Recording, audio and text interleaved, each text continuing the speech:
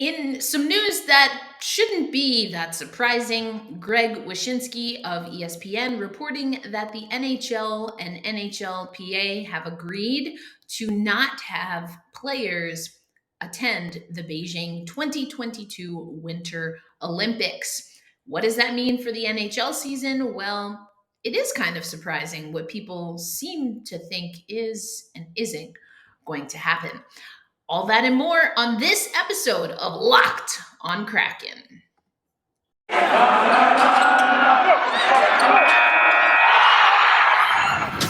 You are Locked on Kraken, your daily podcast on the Seattle Kraken, part of the Locked On Podcast Network, your team every day.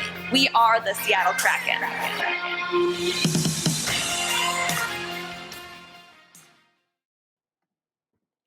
Hey, Seattle hockey fans, Erica Lindsay Ayala here, your host of Locked on Kraken. As always, thank you for making Locked on Kraken your first listen of the day. And unfortunately, we are still talking about COVID. We are still talking about the implications of COVID and the Omicron variant in the National Hockey League. And the latest is, of course, something that I've been essentially preparing you for the last handful of episodes, which is that according to Greg Wyshynski of ESPN, the NHL and NHLPA have agreed to not send any players to the 2022 Olympic men's hockey tournament in Beijing. Greg saying multiple sources have told ESPN that will be the case. The NHL and NHLPA had negotiated Olympic participation in 2022 and 2026 into their newest collective bargaining agreement after NHL players did not participate in the 2018 Olympics in Pyeongchang, South Korea. The only caveat for the Beijing Olympics in February 22 was if the current NHL regular season was, quote, materially impacted by COVID-19 postponements. As of December 21st, the NHL has postponed 50 games because of outbreaks on teams and has paused its season through Christmas, apparently meeting that threshold. It goes on to say that January 10th was the moment that the NHL had to opt out, although we had heard multiple times over from Gary Bettman and Bill Daly that was kind of just in good faith kind of deadline that at any point in time they could essentially pull the plug. That in and of itself kind of was like a little bit of a smoking gun for me. So the break for the Olympics would have been scheduled from February 6th through the 22nd. That would have been for the entirety of the men's tournament.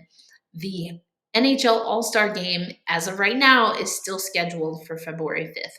Now, on the one hand, I don't think that having the All-Star Game or maybe even some of the other specialty stadium games, outdoor games, is the best idea. Because here's the thing. The Olympics was more of a challenge because you had athletes traveling overseas. There were a lot of concerns about what the quarantine would be like.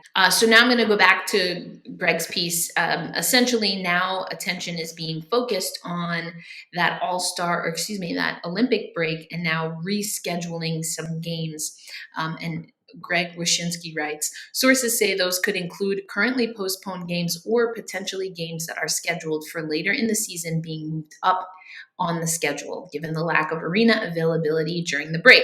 While the NHL asked its arenas not to book events during the break on the chance players didn't participate in the Olympics, many buildings booked concerts and other events, seeking to make up for their own lost revenue during the pandemic. Now, I alluded to this in my tease, but there seemed to be a lot of confusion, although I thought it was pretty clear.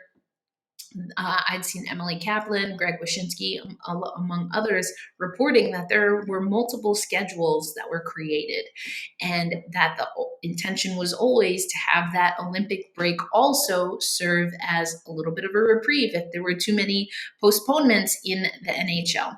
Now, yes, of course, it makes it difficult with these venues now being booked. The NHL asked arenas to not book up.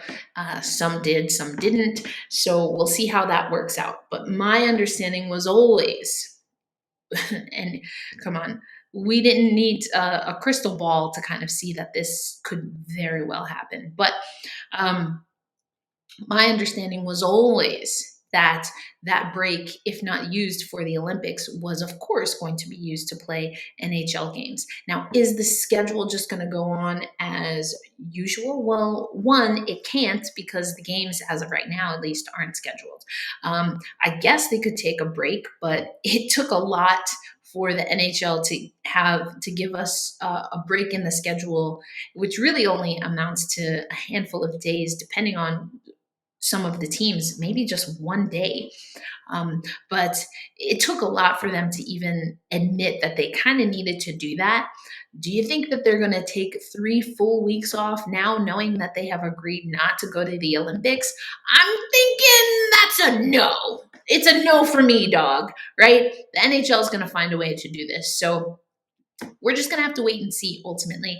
Now, the other thing is, are the Olympics going to go on as scheduled? I, again, as someone who's planning to be there, haven't heard anything. I have so many questions and concerns, and quite honestly, it's a little bit frustrating on the media side of things. On the one hand, you understand why certain things are being held up, but to that end, there has to be some grace and flexibility, and it's a little bit tough.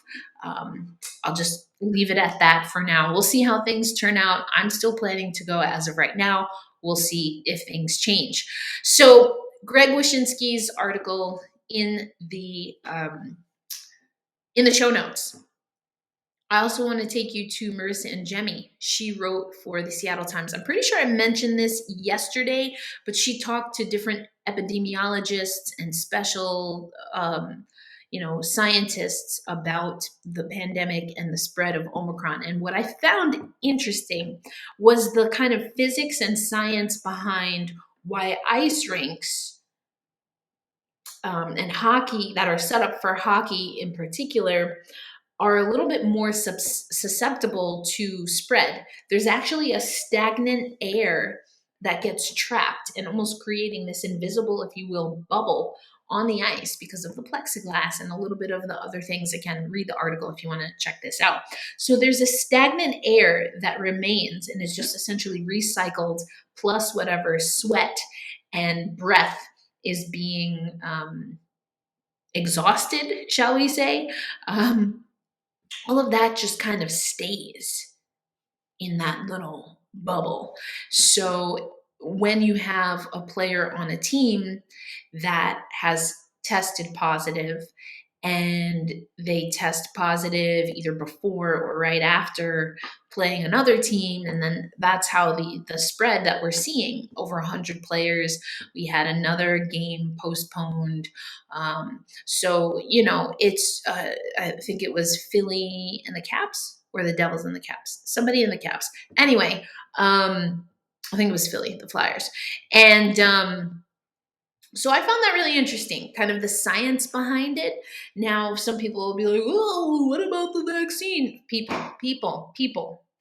Just like when you get the flu shot, it doesn't mean that you won't get the flu, or anything for that matter. The vaccine was meant to mitigate the life-threatening symptoms associated with coronavirus and mitigate the spread.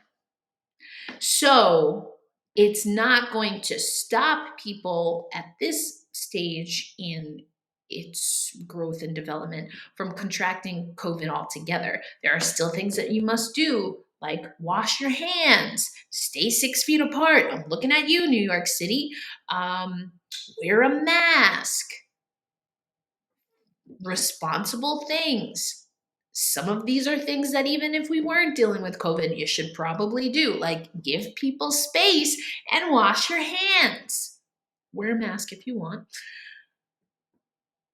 So, anyway, it's a little bit exhausting to continually have to talk about this, but we have to talk about it because obviously it's impacting things like hockey. So for those of you who haven't heard, and yesterday's show, it went up, I think, earlier today on YouTube. I forgot to click the publish file, so that's my bad. But yesterday's show went up as we got another 6 teams that shut down. Then the news came that all of the NHL was just going to take a pause through what had already been determined as the December break. Yeah, Washington, it was the Capitals and the Flyers today that it was announced today that that game that was scheduled for tonight has been postponed. Tonight's game against the Arizona Coyotes postponed. That came after I published yesterday's show for audio. And obviously, if you watch on YouTube, you'll see that there. So yeah, COVID's still a thing. Vaccines serve a purpose, as do masks and hand washing. And the NHL players are not going to the Olympics per ESPN. That's what we know. How does this impact the Seattle Kraken? Well, Alexander True, Philipp Grubauer. The rosters, the full rosters for the United States and Canada had not been released yet on the men's side, nor on the women's side. Those are expected as is traditional at the top of the year. So what does that mean for who actually does go to the Olympics? Well, presumably, if there are Olympics, the United States, Canada, and the other federations will build up from their younger talent pool and from players that are not actively participating in the National Hockey League. So, yeah, that's what it will look like, just like it did last time we had the Winter Games in Pyeongchang. So that's that. We're going to talk a little bit more on today's show. I want to get into talking a little bit more about Brandon Tanev. The Seattle Kraken, I'll give you their schedule. Obviously, no game tonight. Things have changed a little bit for them now that the NHL has officially gone on pause. And then we'll head over to the Charlotte Checkers so we can talk about some Kraken prospects updates. We talked about the Firebirds yesterday. If you want to pre-order, I'll leave that link in the description also. I'm still on the fence. Got to figure out what I'm going to do about my jersey. If I'm going to do a pre-order or eventually get one. The sweaters, the hoodies that they have are super sharp. I'm going to get some swag. You'll see. I'll be wearing it on the podcast soon.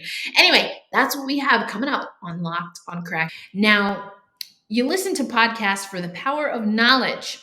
You switch to Boost Mobile for the power of saving money. Get 3 unlimited data lines for $30 a month per line and a free 5G phone when you switch so you can get the latest episodes, all on one of America's largest 5G networks. More power to save. That's Boost Mobile. Now, here's your disclaimer. The free phone is limited to new customers and 1 per line. Additional restrictions may apply. Offers and or coverage not available everywhere or for all phones or networks. See boostmobile.com for details. All right, folks, let's get into what we know about Brandon Tanev. And actually, before I do that, I got another update. So yesterday I spoke about the NFTs, and I literally just got an email as I'm recording this on Tuesday, December 21st at 2:24 Central Time. The Seattle Kraken and Orange Comet share your frustration about the delayed drop of the Kraken NFTs on Monday, December 20th. We wanted to make sure they would be as legendary as the Kraken itself, but due to some last-minute challenges, we were unable to launch on time. Never fear, the first ever Kraken NFTs are coming. Your journey into the digital deep, the depths. I added that last part. It's not in the copy. Anyway, your journey into the digital deep begins Wednesday, December 22nd at 9 a.m. Pacific time. So everything that I said on yesterday's show is true, except for the fact that they didn't actually release the NFTs yesterday, but they will release the NFTs tomorrow. So something else to talk about. But okay, Brandon Tanev. So now we haven't had media availability. I've seen some people reporting on Brandon Tanev, and I posted this yesterday. If you watch on YouTube, you'll see when I edited that video in post, I relayed the following message from Ryan S. Clark from yesterday. Brandon Tanev is still being evaluated after leaving Saturday's game with what appeared to be a lower body injury while assistant Coach Jay Leach remains in COVID-19 protocol, but could leave tomorrow per the team. A few other things that happened either right as or immediately after I recorded yesterday's episode is that, and I posted this again in the final edit on YouTube, but I saw it from Emerald City Hockey first, but in the link, I'm going to link you to 9:50 a.m. KJR. 3 Kraken forwards activated as Monday's practice canceled. This from my good man, Mike Benton. Caught up with him at preseason and training camp, as you may remember. We saw that it was Yanni Gourde, Colin Blackwell, and Riley Shahan were actually all activated off the COVID-19 protocol. Gourde and Blackwell seen on the ice separately in a window of an hour before practice was officially canceled. So you saw Emerald City Hockey and others reporting that Yanni Gourde, Colin Blackwell, Riley Shahan, specifically Gourde and Blackwell had hit the ice and they were getting in their reps, and then the news came that practice was canceled. So today they have off. December 22nd through the 26th is now the NHL holiday break.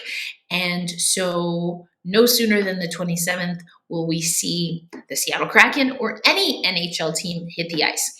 For the Seattle Kraken, they are set to play the Vancouver Canucks on the 27th. Now, they will not have practice. There's no practice and there's no COVID testing during the holiday break per the new pause because of the COVID spread that's happening. So what that means is that the Seattle Kraken at best will have morning skate and only morning skate before they hit the road for Vancouver, which is it's a road game. It's not even a home game. So it's going to be very interesting to see if some of those games on the 27th, how is that handled? Of course, although there's no testing, which I really don't understand, but there's no testing within the holiday break. That seems like a time, per my last email, aka my last podcast episode, it seems like a time where you might want to be testing people because they're going to be around other people. It's not as controlled an environment, but what are you going to do? I understand why you might want to give them a little bit of a reprieve, but if they're coming back if they can't have any interaction, any hockey activities between the 23rd and the 26th, and there are games on the 27th, that doesn't make any sense to me. That means they have to come to the ice. They have to get tested that day. So it's a rapid test, maybe a PCR test, I guess. But then they have to figure out who can travel, who can't travel. Is the other team available? How many players do they have to recall? Have those players been tested? It just seems like a little bit of a logistical nightmare to not have that extra day. So I don't know. I don't really know logistically how that's working. Maybe I got it wrong, but either way, the Seattle Kraken have a game on the 27th. Then they host Philly and Calgary on the 29th and the 30th. So how's that going to work? We don't know a lot of things, folks. That's ultimately what this entire podcast episode is about. We just have to try and figure things out. So I'm going to try and move on. Like I said, I have some things about the Charlotte Checkers that I want to talk about. So let's just go ahead and get to that part of the episode. But right now, let me tell you about BetOnline that has you covered all season with more props, more odds, and more lines than ever while still remaining your number one spot for all sports action this season. It's a new website, it's a new interface, but you can still find on your mobile device, on your desktop, on your laptop, the best props and odds for your favorite Vegas casino games, football, boxing, and of course, the National Hockey League. So do not wait to take advantage of all of the amazing offers available this season. BetOnline is the fastest and easiest way to bet on all your favorite sports. BetOnline, where the game starts. I always love it when I can bring in a little bit of women's hockey or people that I've met. I've met amazing people in the women's hockey space. and it's fantastic. So I'm going to talk about the AHL Player of the Week. Comes from the Charlotte Checkers, though not a part of the Seattle Kraken. Chase Priskie, I believe I'm saying that right, was named the AHL Player of the Week. Also, in his Player of the Week in the week that he won Player of the, I don't know, you get what I'm saying. The week that he won Player of the Week, he also got married to former alternate captain of the Connecticut Whale, Sydney Rusler. So 2 defenders become one. Aha. Spice Girls, anyone? To become one. Anyway, Sydney Rusler, Chase Priskie, congratulations on your wedding. Now back to the Checkers. The Charlotte Checkers, of course, are hosting the AHL team for both the Florida Panthers and for the Seattle Kraken. That's until those Firebirds come into the league. All right. The Checkers are 5th overall in the AHL Atlantic Division with a 14-11-2 record. Not too shabby. 30 points on the season. Again, 5th overall in their division. Although inactive at the moment for the Charlotte Checkers because, well, as far as we know, Alexander True is still with the Seattle Kraken. He is 3rd overall in points, 18 points for the Charlotte Checkers. Now, on the defensive side, Connor Carrick, my good man, Connor Carrick is tied with Priskie and rookie Matt Kiersted for most points, 12 among defenders. Cale Fleury and Max McCormick, might remember them. Also, McCormick, at least, last I heard, was still with the Kraken. They are right behind Carrick in points with 9 points respectively, or I think both have 9 points, excuse me. I'll leave the link to the Charlotte Checker stats for you. And then there's Joey Daccord. He is 5 wins, 4 losses on the season with a .923 save percentage. Joey Daccord having a great season for these Charlotte Checkers, really keeping them in games. The Charlotte Checkers have been playing some amazing come from behind victories, and they're just an exciting team to watch. So if you haven't already, make sure you check out the Charlotte Checkers. And I'm still hoping that I get out for that 80s night and a Willie O'Ree fanny pack. If you don't know what I'm talking about, first of all, what? You got to listen to Locked On Kraken. I had a 2-part interview with Tara Black, the COO for the Charlotte Checkers, won an Executive of the Year award in the AHL for the amazing work she's been doing with the Checkers. But she revealed to me, one, that the great Willie O'Ree got teased as an adult. These are young whippersnappers coming at the legend, Hockey Hall of Famer Willie O'Ree, because he carried a fanny pack. Now, I don't know how long ago this was, but now fanny packs, or as they're called, crossbody packs, are totally in. I think some people owe Willie O'Ree a little bit of an apology and more respect. He's a pioneer in every way, wearing a fanny pack before they were sexy again. I'm just telling you. So yeah, if you have no idea what I'm talking about still, because I didn't really do a great job of explaining it, Tara Black admitted that 80s night would also be the promo giveaway would be Charlotte Checkers fanny packs. That's going to be an April game, hoping that Omicron and all her little friends and cousins and them, hoping that they stay away. I hope to get down to Charlotte, get me a fanny pack. So that is today's show, folks. I know it was a lot of COVID talk, but that's what's happening right now. But never fear. There's a lot more happening in the hockey world, and we're going to talk about it. Ann Kimmel and I have a really special little mini series that we're going to do, getting you ready for the Paralympic Games. I also, at the top of the year, have some really great interviews preparing you for the overall Winter Olympics hockey competitions, sled hockey competitions. So we're going to keep talking about the Olympics until they tell us that it's not happening. If that is, in fact, the case, we'll find out. Who knows? I kind of could see a situation where we have a year delay, just like Tokyo. Honestly, don't think it's the worst thing in the world at this present time, but we shall see. And I teased this a little bit yesterday, just in case you didn't listen to that show. Expecting to come up on our 100th episode by next week. And we have a very special guest for Locked On Kraken. Recorded that with my special guest yesterday. So it's going to be ready for that 100th episode. You're not going to want to miss it. Someone that is near and dear to the Seattle Kraken program. And it was a true honor to have them not just on the show, but as the 100th guest. That's what I meant to say. But can you guess who the guest for the 100th episode is going to be? Let me know in the comments or on Twitter, on social meets. Of course, we can be found at Locked On Kraken. And of course, you can find me, the host of Locked On Kraken, at elindsay08. That's ELINDSAY 08. So excited to bring you more Seattle Kraken talk.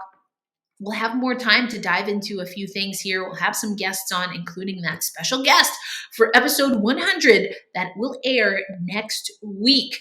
Let me know in the comments or on social media, who do you think our special guest for episode 100 will be? Thank you for making Locked On Kraken your first listen of the day. Now go over and listen to Locked On Bets with your boy Q and handicapping expert Lee Sterling as they get you ready to take advantage of all those Locked On Bets odds.